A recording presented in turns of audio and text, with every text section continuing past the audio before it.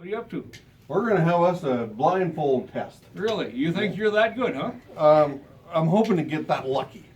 All right, then I'm going to dig a dirty old nasty rag out from behind the counter here, strap it around your head, and see how good you are. All right, let's do it. All right. I should snap him in the back of the head with it while I got it twisted up here.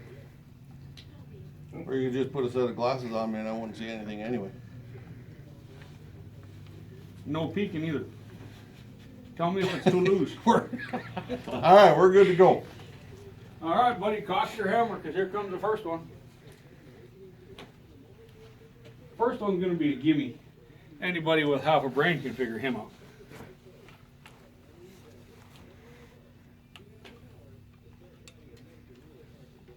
Straight grip, round belly, long octagon, safety on the lever. All right, Savage, 1899. That was the year of introduction. They made them off and on all the way through 1967, 68. They made a few more in the 70s, but they aren't really worth owning. In 81, 2, 3, 82 and 83, I'll say they made a 99C, which had a clipped detachable magazine, and a CD version was a clipped deluxe. They made them in a range of calibers, 30-30, which this one's 30-30 or 300 or 300 Savage. Anyway, they made them in 30-30, 300 Savage, 303 British, 22-250, 243, 308, 358, and a 730 Waters. Crescent butt, long octagon, early production. That was an easy warmer-upper. So I was right then. Yeah, he was.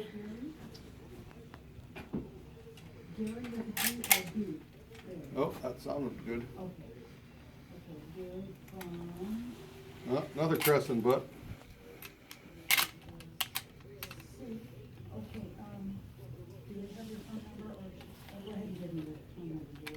All right.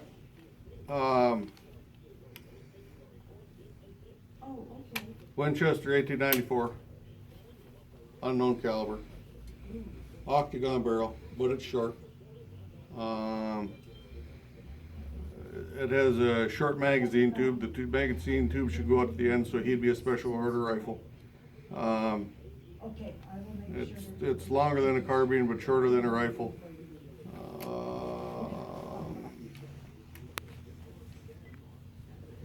So he still has a crescent butt. So he's special order rifle, 1894, short magazine, short barrel. Express sights. They made 1894. They started shipping late in 1894. Made them in a range of calibers. The first caliber was a 38-55. 30-30s or 30 WCFs did not start into production until late in 95, I believe. It was one of the first smokeless cartridges. Most of them that had the hyphen in them, like the early models were just 30 WCF or 38-55, and when they had a hyphen, the first number was the caliber, the second number was the grains of black powder that it took to propel the bullet at the speed they were desiring. Yeah, crescent butt, that would make him an 1894. They dropped the 18s off, Winchester did off all their guns, I think on or around 1919. So anything I made after 1919 would be just designated as a 94, or instead of an 1886, it would just be a model 86. And they made these up until 1964. Anything before that is a post 64. Anything after that is, or I'm sorry, pre 64, post 64. They still make these today. One of the greatest lever guns, brush guns of ever. They're into the serial number ranging to 6 million something or another. Not bad. For a slope head, huh? Yeah, I didn't know your head could hold that much info.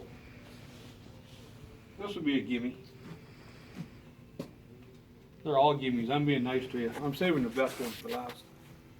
Here it is right here. There's the telltale sign.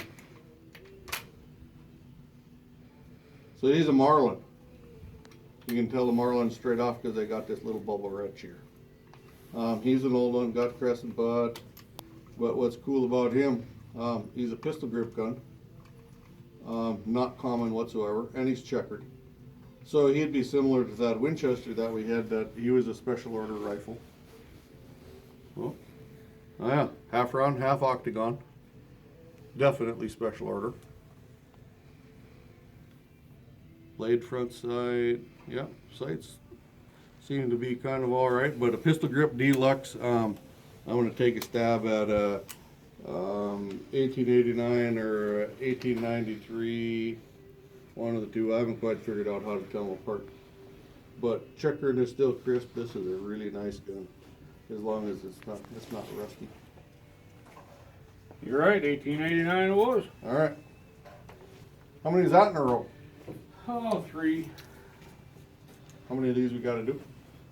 5, 6, 7. Pretty soon you're going to throw me a curve. I will, eventually. Model 12. Nope. Huh. Model 42, Winchester, 410. Identical to the Model 12, except the takedown over here on the side. There's a little crease right here. Maybe, could you see that, Jace?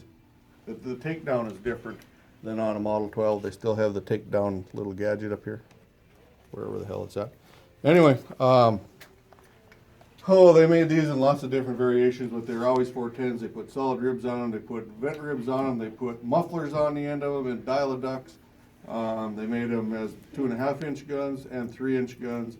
Don't ever buy one with muffler or a dial-a-duck. Cuts the value in half right now. Even if you can prove the factory did it, they still are just such a damn eyesore. Nobody wants to own them. If they got a vent rib that's proper, you're in. If they have a solid rib that's proper, you're also in. Wow. Easy. Yeah. Uh-oh. I gotta put this over the way and scratch my head a little bit.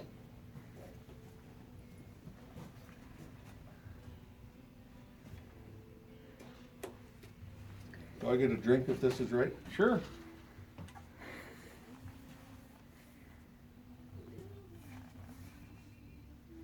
All right. There it is again. That makes him a marlin. A new made marlin. Because of the crossbolt safety. Half magazine, pistol grip, deluxe, rubber butt pad. I'm guessing he's going to be a new made gun. T-Bone, when did they put the crossbolt in here? In the 80s? Yep, early 80s. Early 80s, yep. And he's the rifle version. I'm going to guess he's a 22-incher, 22-inch probably. Big hole. Unless it's a 410, it's got to be 4570. Attaboy. Not bad. I got one more for you. And after that, I'll leave you. No more new made ones. Nope, I promise it won't be a new made one. You probably dig one out of his ankle holster or something.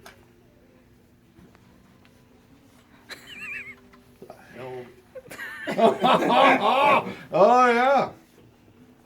Yeah. You can tell him right off the bat. That's so tall you could rest your chin on it.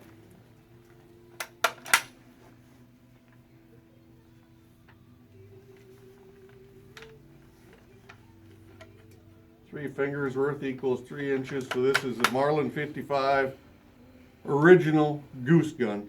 Bolt action, sky sweeping son of a gun. And it's in a 12. I don't remember if they made it in a 10 gauge or not. Do you know, T-Bone?